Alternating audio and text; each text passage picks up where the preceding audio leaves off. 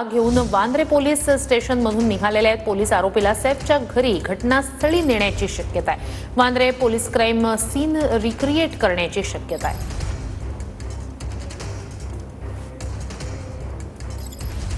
तर 16 जानेवारीला सैफ अली खानच्या घरात शिरत या हल्लेखोरानं हल्ला केला होता। त्याच्यावर चाकूचा वार करण्यात आलेला होता। तातडीनं सैफ अली खान वर लीलावती रुग्णालयात शस्त्रक्रिया झालेली होती। काल रात्री ठाण्यात मोठी कारवाई करत या आरोपीला मुंबई पोलिसांनी अटक केलेली आहे। त्याला 5 दिवसांची पोलीस कोठडी देण्यात आली आणि आता वांद्रे पोलीस त्याला क्राइम सीनचा रिक्रिएशन करण्यासाठी सैफ अली खानच्या घराजवळ नेण्याची शक्यता आहे। त्याच ठिकाणी या आरोपीने नेमका प्रवेश कसा केला, तो कोणत्या उद्देशाने गेलेला होता, त्याने आतमध्ये प्रवेश कसा मिळवला, या सगळ्याबाबतचाच सीन रिक्रिएट केला जाण्याची शक्यता आहे। सैफच्या घरी त्याला घेऊन जातील अशी माहिती समोर येते।